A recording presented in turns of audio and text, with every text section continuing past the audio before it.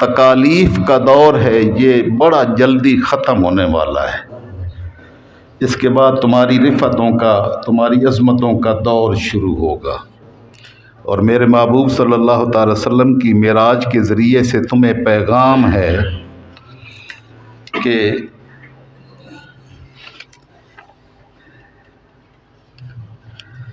جس طرح اللہ رب العزت نے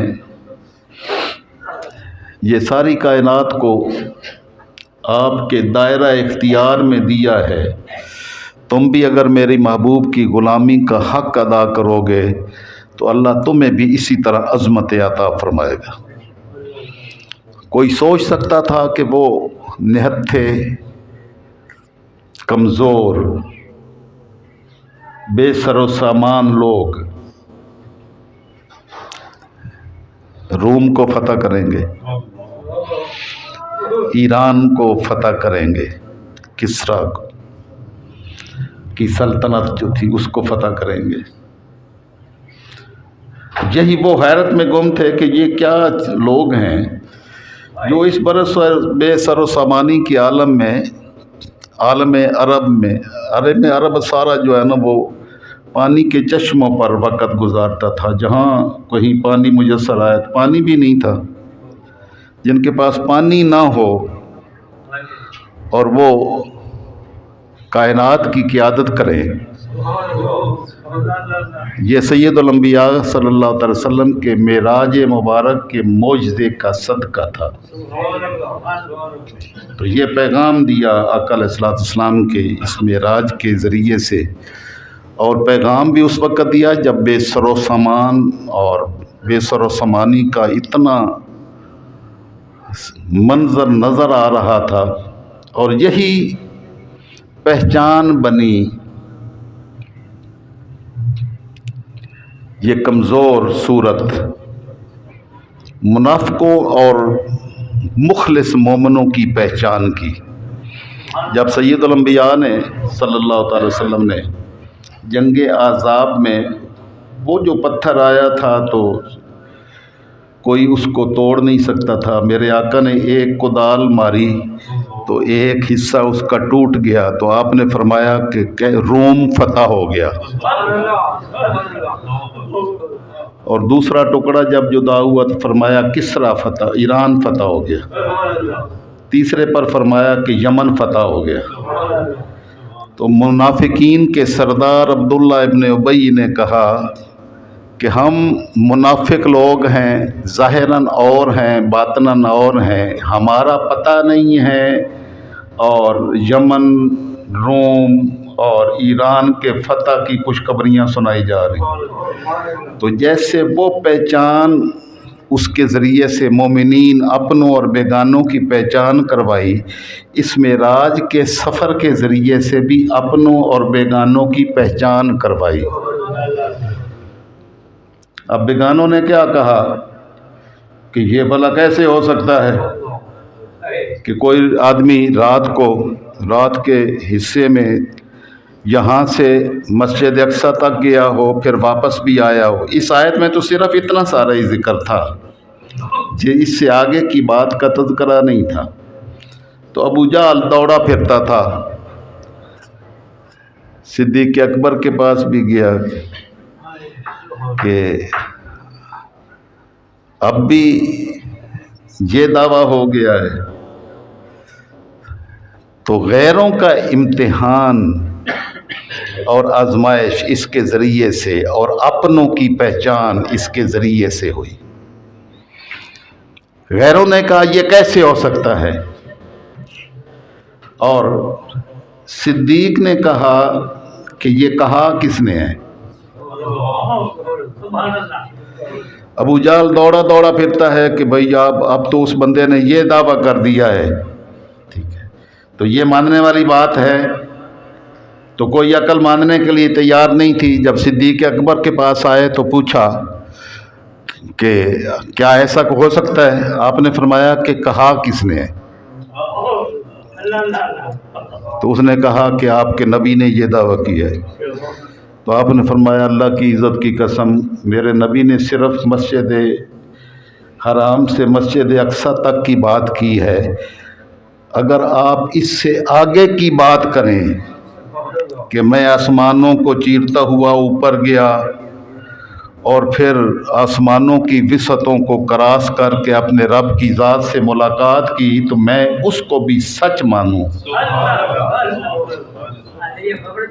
علی ابھی خبر اعلان کیا ہی نہیں تھا تو آپ نے اس پر بھی، تو اس پر صدیق کا لقب ملا۔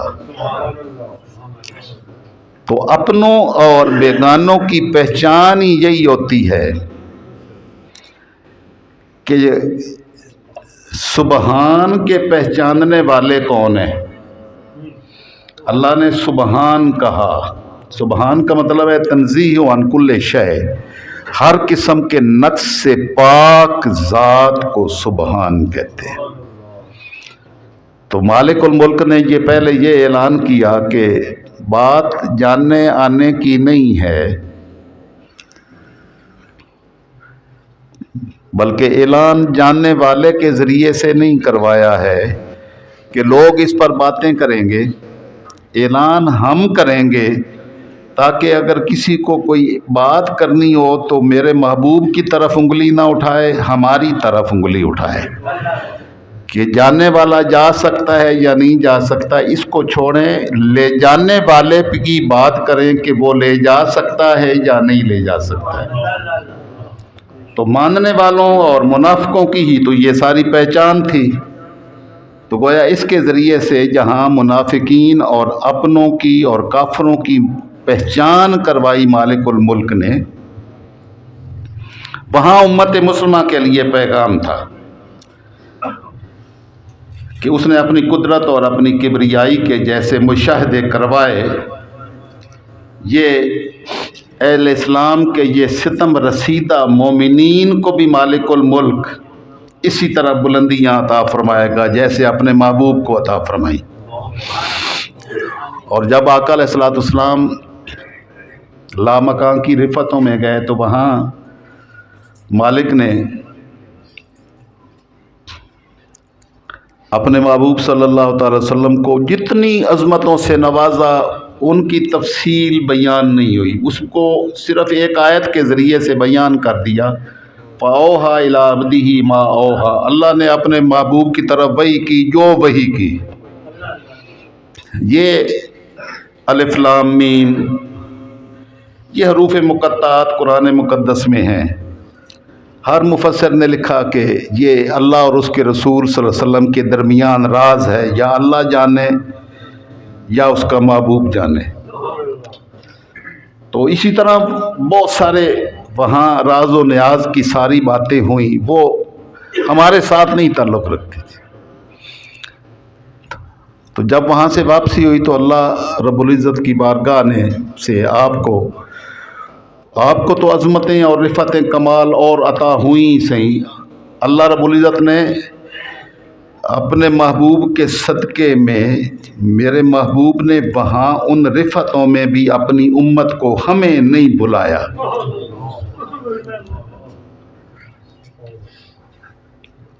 تو اللہ رب العزت نے اس امت کے لیے وہاں ایک تحفہ رکھا تھا اور اپنے محبوب کو عطایا کہ میرے محبوب اپنی امت کی طرف واپس جا رہے ہیں، اس معراج مبارک کا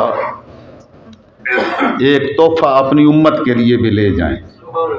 آپ کو جن عظمتوں سے نوازا وہ نوازا، ان کو اللہ جانتا ہے یا اللہ کا رسول جانتا ہے، امت کے لیے یہ تحفہ لے جائیں اور ان کو یہ جا کے پیغام دے دیں کہ اللہ نے آپ کے لیے نماز کی معراج عطا کی ہے۔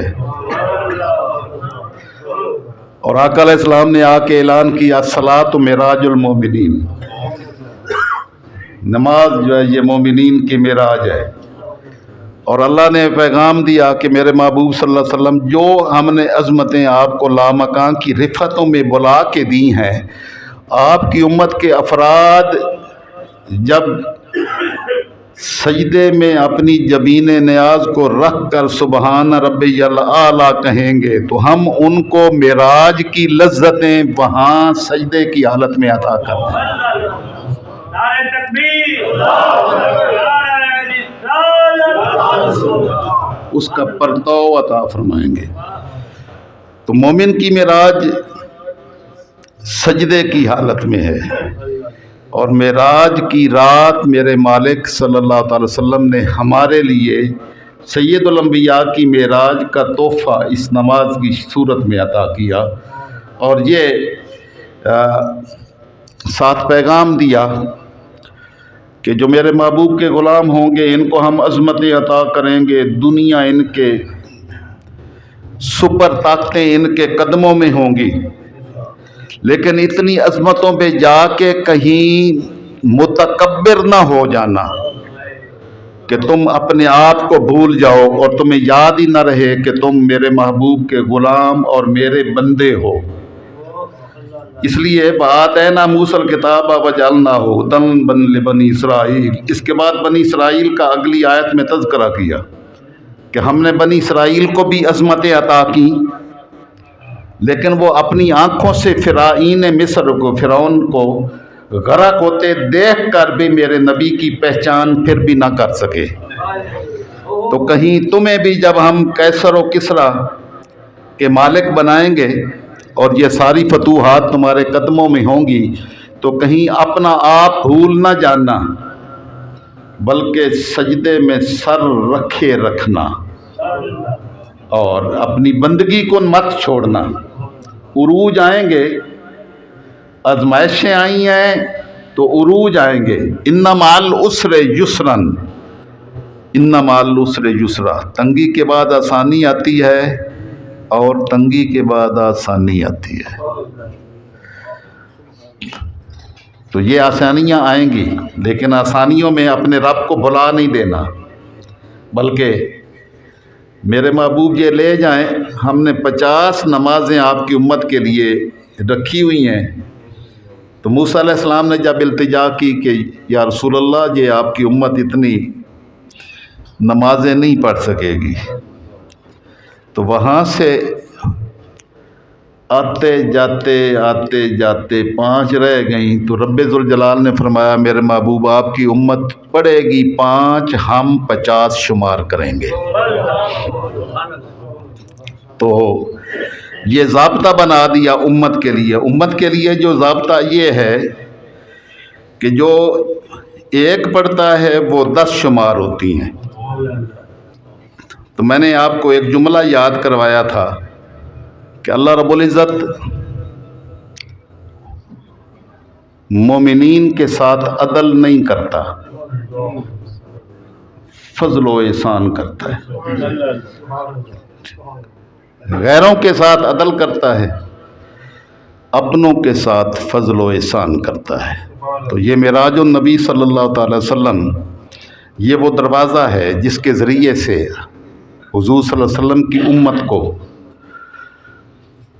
یہ پیغام دیا گیا کہ یہ رات کی ظلمتیں، یہ ظلم کی راتیں ختم ہونے والی ہیں، لیکن بد نصیبی کی انتہا ہے کہ یہ امت تو اس عدل کے راستے کو ہی بھول گئی، فضل کے راستے کو کہاں۔